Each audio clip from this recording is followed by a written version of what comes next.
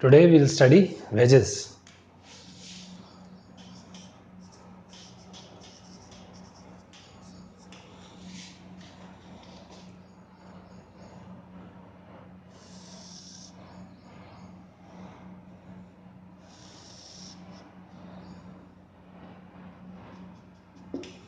So this is a wedge.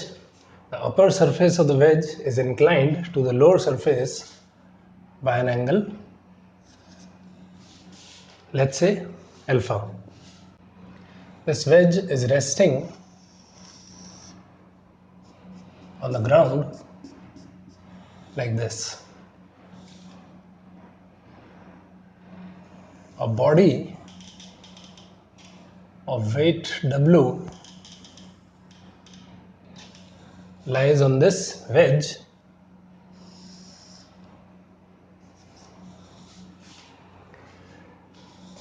the sides of this body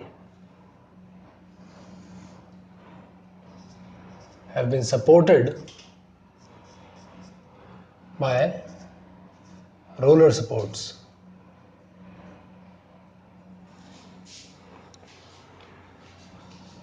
We are taking the wedge as massless.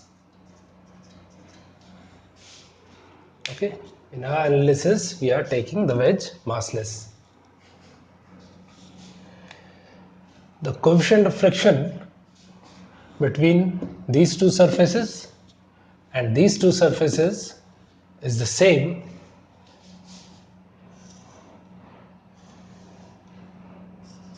and it is equal to mu. Now we know that mu is equals to tan phi,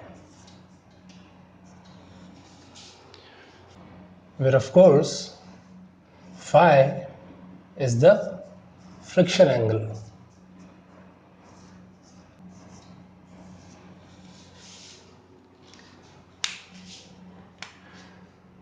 So before we do any kind of analysis here, we see that wedges are used to apply large forces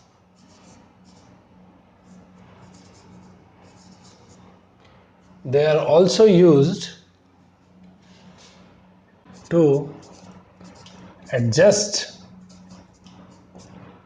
the position of a body, like this body in this case. Okay. Now if I want to slide this wedge towards the left, then I need a force on this wedge like this. So when this wedge will slide, then you can obviously see that slipping will start to occur on the upper surface and also on the lower surface of this wedge. Okay. So now let's draw the free body diagram of this body first.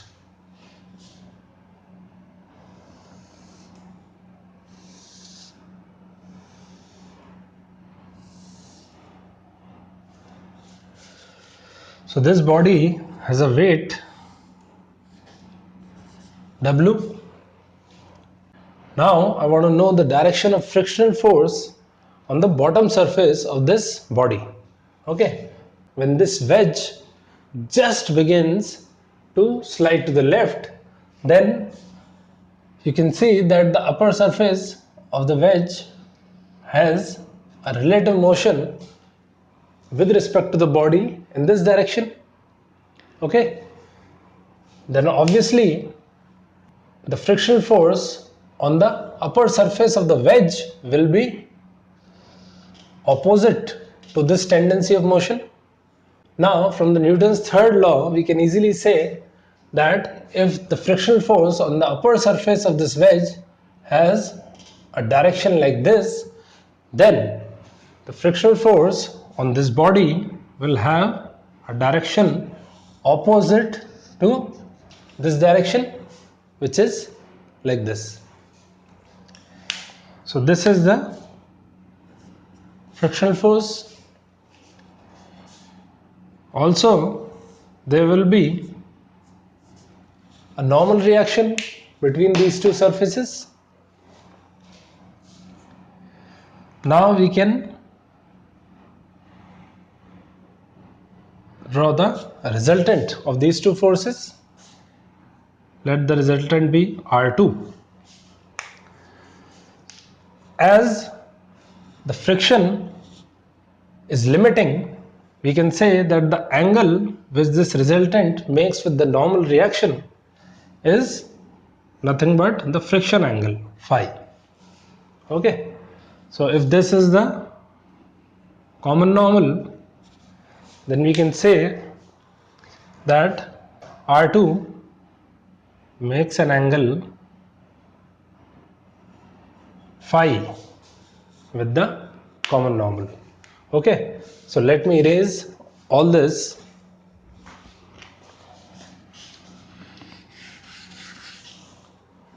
and just keep the resultant force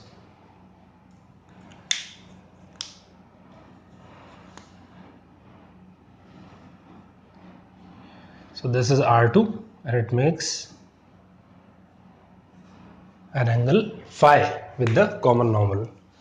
Obviously,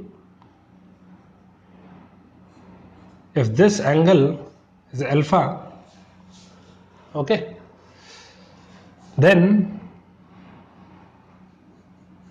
the common normal makes an angle alpha with the vertical. Okay, now I see that as this body is in equilibrium, then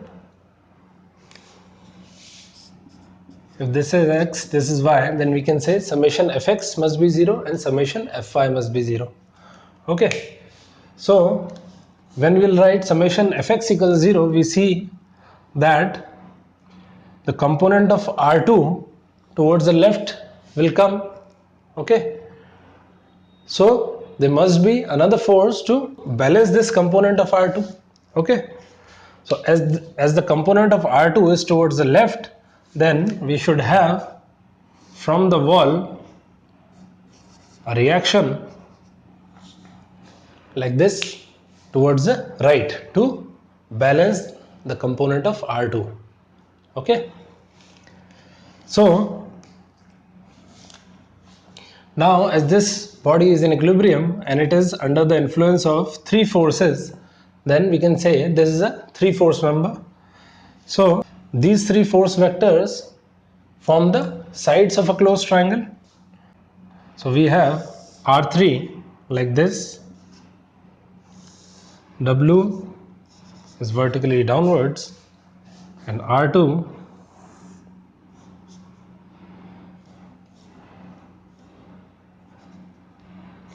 is like this. Of course, the angle between R3 and W is 90 degrees, and R2 is inclined with the vertical by an angle phi plus alpha. Of course, this angle will turn out to be pi by 2 minus phi plus alpha. So now we write the relationship between W, R2 and R3. So W by sine of this angle, this gives us cos phi plus alpha, is equals to R3 divided by sine of this angle, which is sine phi plus alpha, is equals to R2 divided by sine of this angle, which is sine 90, which is 1. Okay, so we have this relationship with us. Okay, now we draw the FBD of the wedge.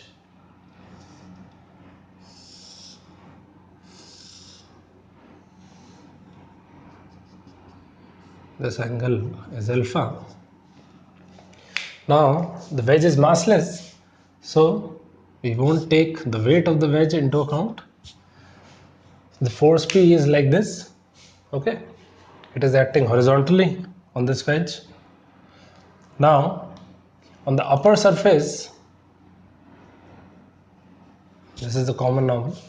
On the upper surface, R2 will act.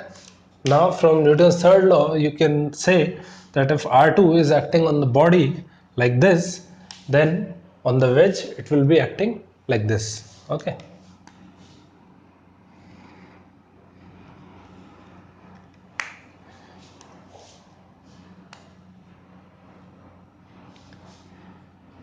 This is R2 and this angle is phi. Okay. Obviously, if this is the vertical, then this angle is again alpha. On the lower surface, we'll have the resultant force from the ground on the wedge.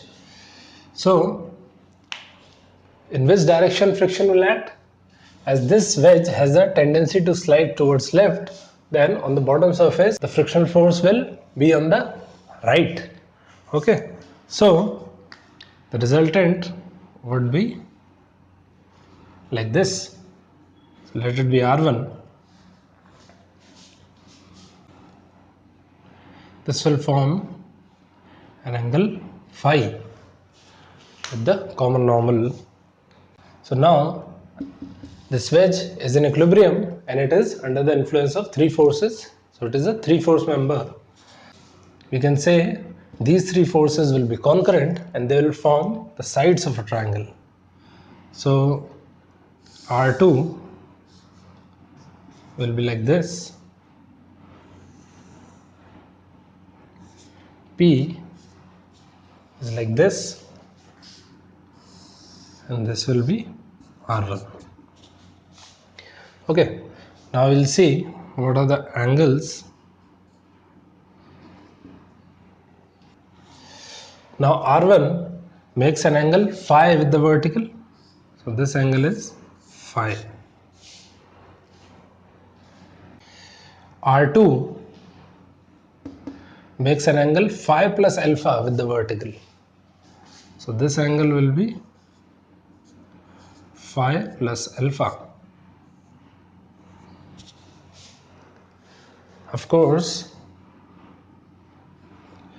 this angle is 90. So this angle will be pi by 2 minus phi. And this angle will be pi by 2 minus phi plus alpha. Okay. So we can now write the relationship between P, R1 and R2. So P by sine of this whole angle, which is sine 2 phi plus alpha is equals to R1 divided by sine of this angle. So it will be cos phi plus alpha is equals to R2 divided by sine of this angle. It will be cos phi. Okay, so we get this relationship. Alright, let's move on and see a concept called self-locking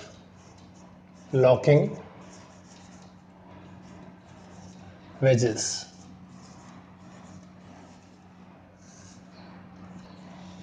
So let's quickly redraw the figure.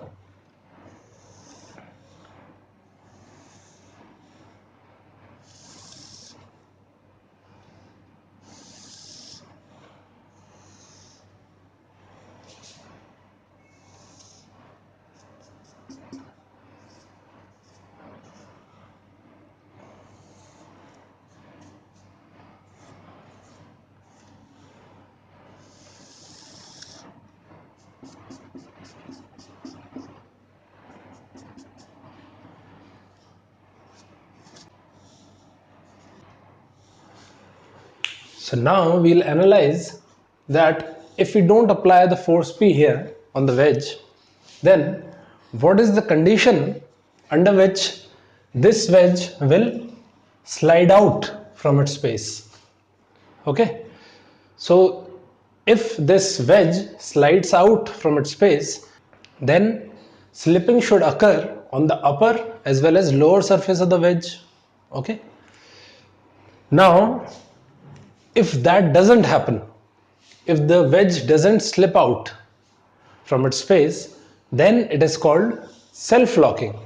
Okay, so we'll find out for a given phi, that is for a given mu, what is the condition on alpha such that this wedge is self-locking. Okay, so let's start. So let's take a case. This is the first case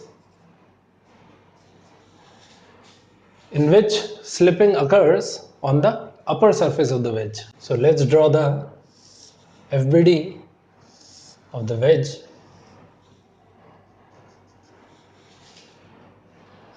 This is alpha. If slipping takes place on the upper surface of the wedge, then we know if this is the common normal, then when this wedge just starts to slide out from its space, then the frictional force on the upper surface of the wedge will be like this. That is like this. Okay, and normal reaction will be like this. Okay, this is the normal reaction, this is the frictional force. Then the resultant force will be like this. Okay, this will be R2. Okay, so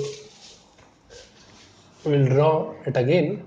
So if frictional force is acting like this, then the resultant force R2 will be acting like this, and as slipping is taking place, therefore the resultant will make an angle phi with the common normal. Okay, again we see that this angle is alpha, so the vertical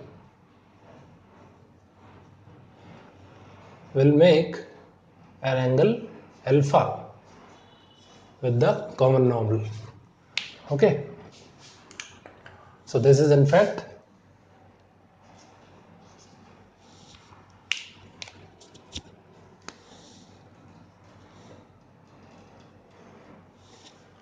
this will be phi minus alpha. Okay, now R2 is acting on this wedge, and one more force which will be acting on this wedge will be R1. Okay, so this wedge is in fact a two force member. Okay, there is no weight and there is no other force, only R1 and R2 will act on this body, and we know that for a two force member the forces acting on the body should be collinear and opposite. Okay, so R1 has to be collinear with R2. Okay, so R1 will be like this. Okay, and now we can easily see that the angle which R1 makes with the vertical is nothing but phi minus alpha. So you must be thinking right now that if this wedge starts to come out, then the frictional force on the lower surface of the wedge will be like this. Okay, so if frictional force is like this, then R1 will be like this. Okay, so think about it. What is happening?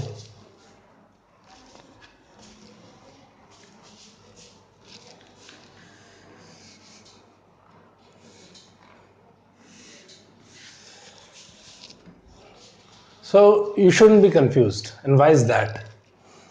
First of all, I have assumed a case in which there is slipping at the upper surface of the wedge.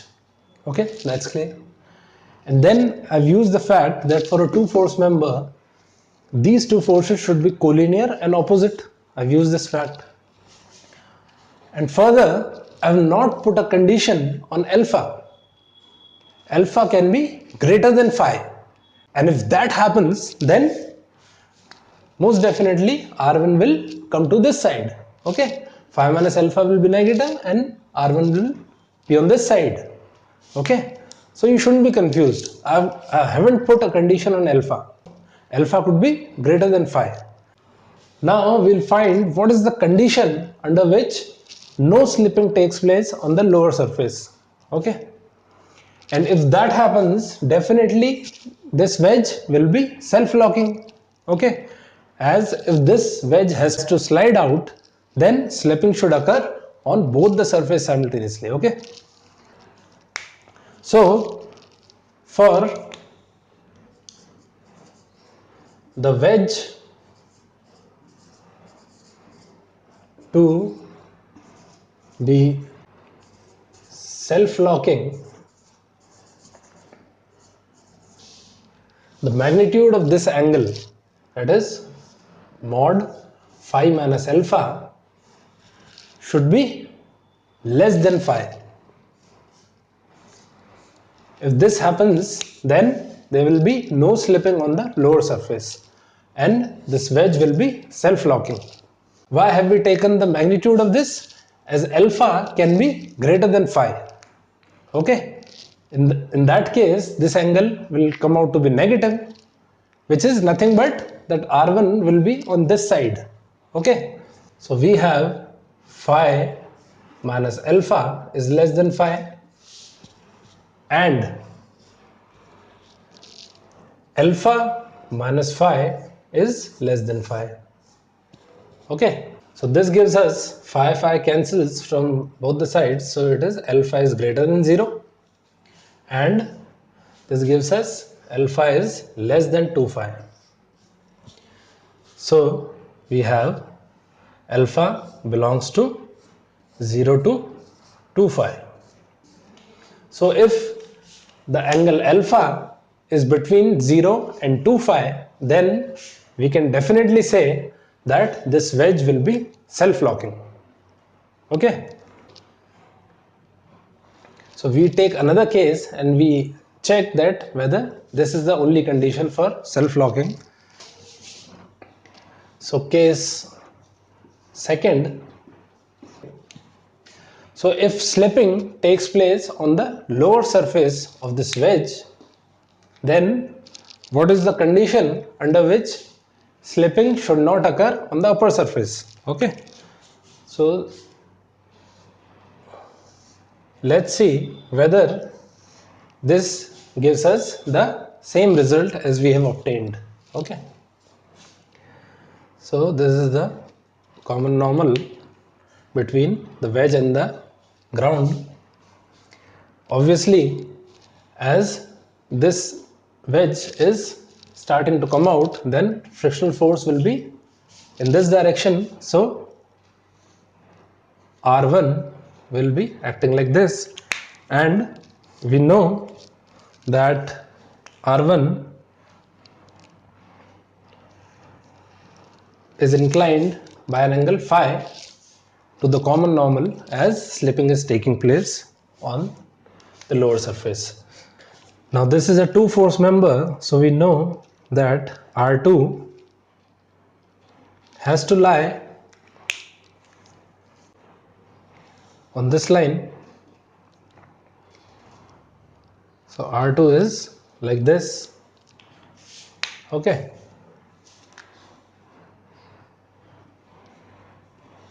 so this is the common normal between the wedge and the body lying on this wedge.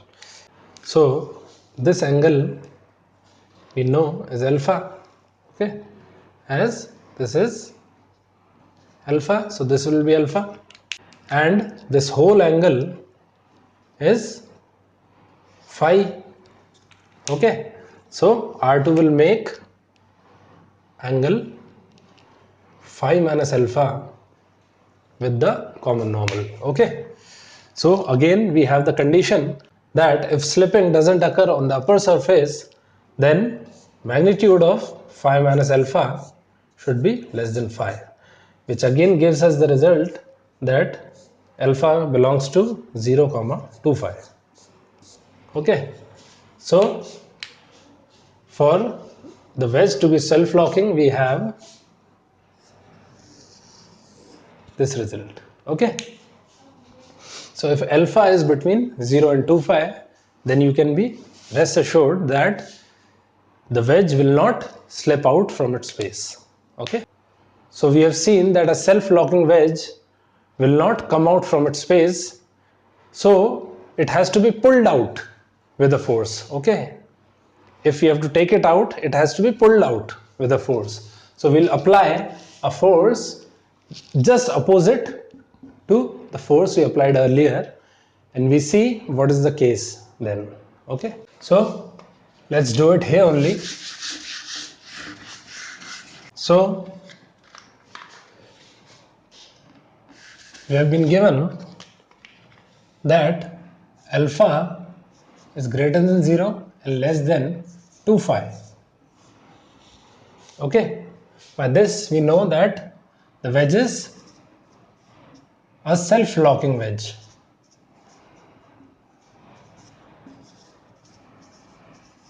Okay,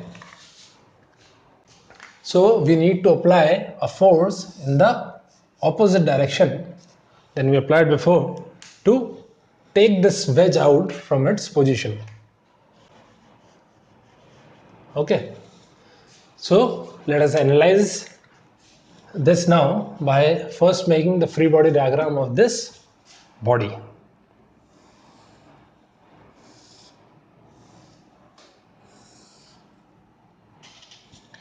Of course, the weight of this body is acting like this.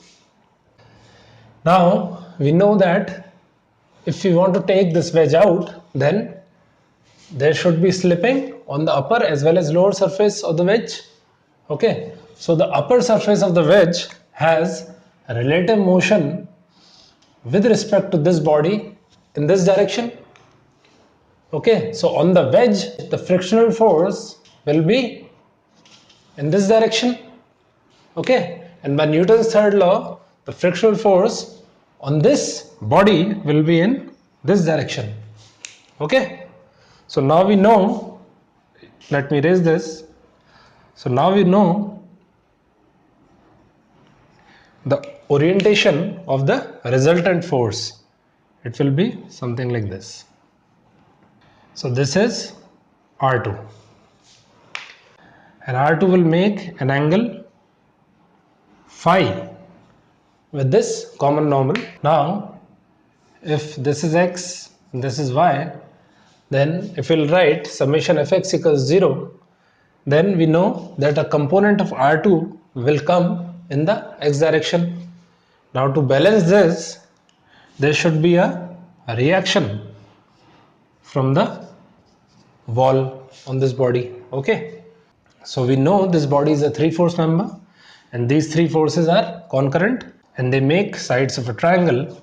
So we have R2 like this. This will be R3. R3 is horizontal, and this is W. Okay, W is vertical. This is 90 degrees. Now, what is this angle? This is the angle R2 makes with the vertical. So, if we draw a line in the vertical direction, then we know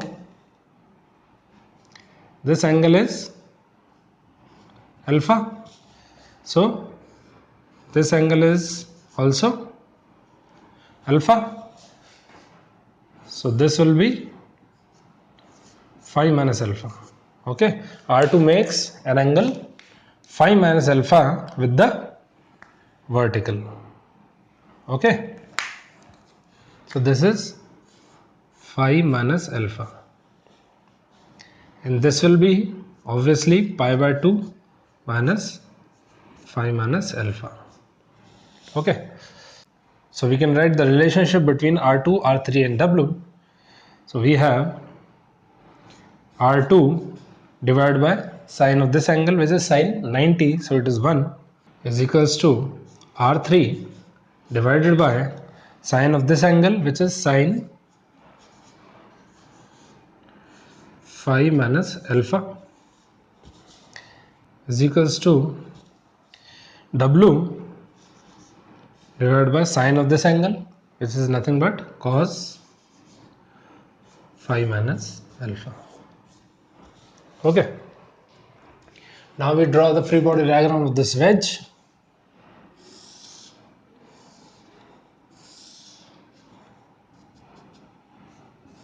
This angle is alpha. Okay, now R2 will act on the wedge in just the opposite direction. This we can say by Newton's third law. Okay, and we know that R2 makes an angle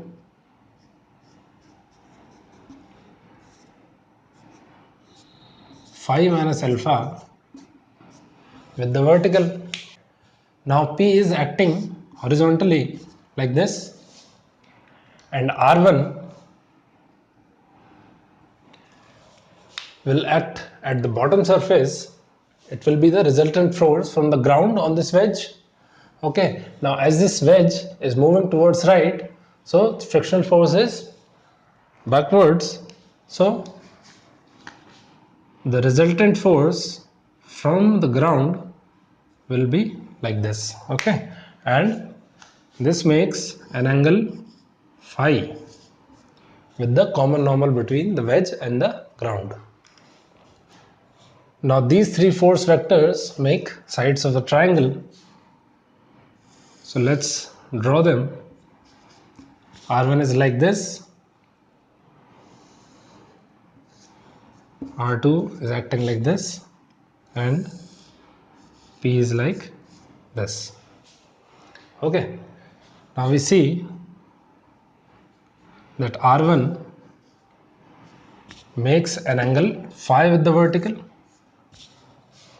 R2 makes an angle phi minus alpha with the vertical,